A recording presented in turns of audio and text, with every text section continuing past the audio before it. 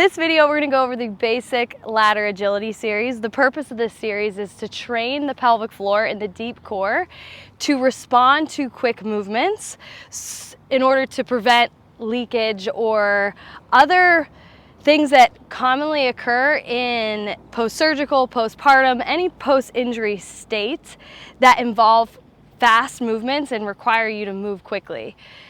A lot of times people focus on trying to just contract the pelvic floor quickly. However, with my experience, that does not translate because we're not contracting our pelvic floor in response when we're actually in the moment, like say if we trip and we catch ourselves. This is also a part of strength and conditioning as you are preparing to run, whether you're in a rehab state or you're newer to running and want to avoid any issues that involve the deep core, which commonly that people see me for would be like urinary leakage. I have my helper here, Jordan. So she's gonna demonstrate each of the movements, and I'm going to point out different performance pieces and variations of each part of each exercise within the ladder. So as a warm-up, Jordan, I want you to walk on the balls of your feet. You're going to keep your quads or front thigh muscles tight so that your knees stay straight. Try to be high on your heels, or keep your heels high without rolling forward over your toes. Your spine is in neutral. Trying to stay connected to your deep core as much as you need to keep a neutral spine. Now, I'm going to have you do that, but in a more squat position. In the squat position, hips are back slightly and also sitting down, trying not to arch your back. Connect with pull your belly button in a little bit more, there you go. Heels stay high. You want to feel this in your quads, your glutes a little bit, and your calves. Next is walking on your heels. You could do 2 feet in. On your way back, you'll lead with the other foot. Again, trying to keep your quads engaged so your knees stay straight. Spine stays in neutral. Switch feet.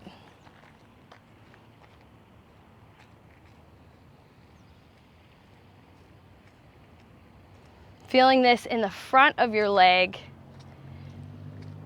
lower leg. There you go. All right, first exercise movement in the ladder series. Let's do a light jog, 1 foot in each square. Ball of feet, yes.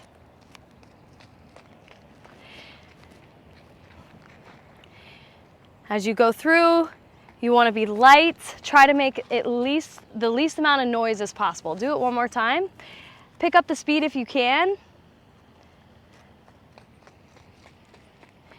As you're going through this, you don't want to think about tightening your pelvic floor. Go ahead.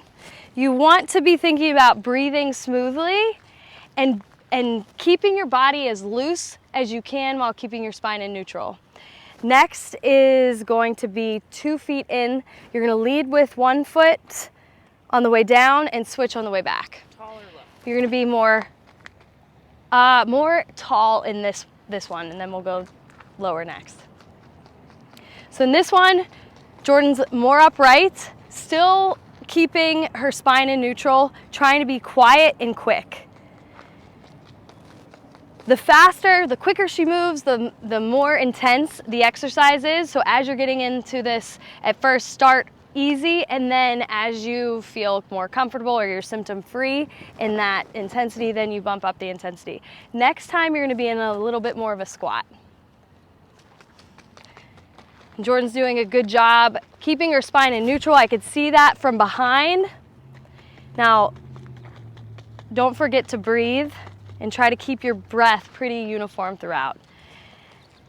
Next, we're gonna do the same thing except 2 feet in, going laterally. You're gonna stay facing the same way on your way back.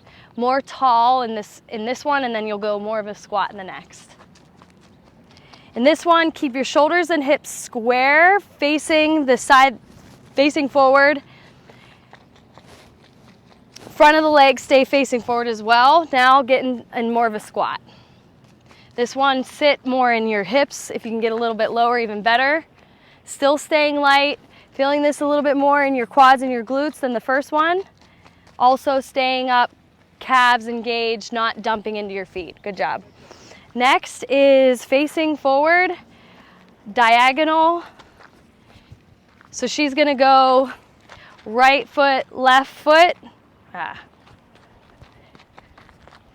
One foot always stays in. Yes.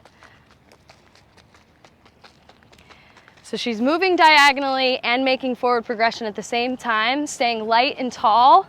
Spine stays in neutral, she's breathing. A little bit of arm swing. The more coordinated you get, the more arm swing that will come a little bit more naturally. Now get lower, same thing.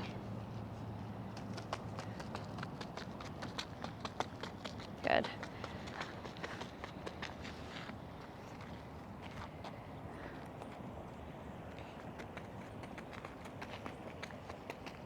And if you get tripped up, that's okay. Reset. Probably gonna mess up the ladder a couple times, that's fine. Now let's do out, out, in, out, out, in. Leading with the same leg, and then the next time you'll switch.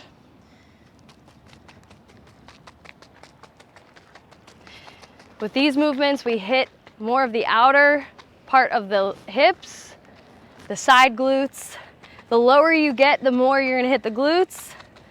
She's a little bit lower on this one, so the next time I'm gonna have her be a little bit more tall as to be in a more ankle dominant strategy. So next time, less of a squat up here, like that.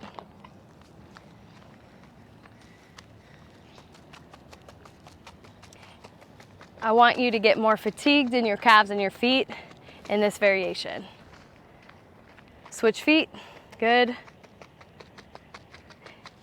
Legs staying, hips staying facing forward, shoulders staying facing forward. Next one, front leg leads, in, out, in, out. Shoulders and hips square to the front.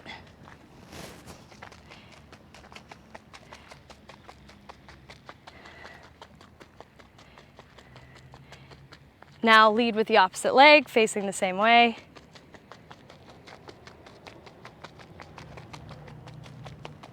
Good. Now you're gonna lead with the back leading leg. In, out, in, out. These variations just target the muscles around the hips just a little bit differently. Get a little bit lower now. And we could do it in a hip or a balance strategy or a taller strategy depending on what is needed, or we could do both.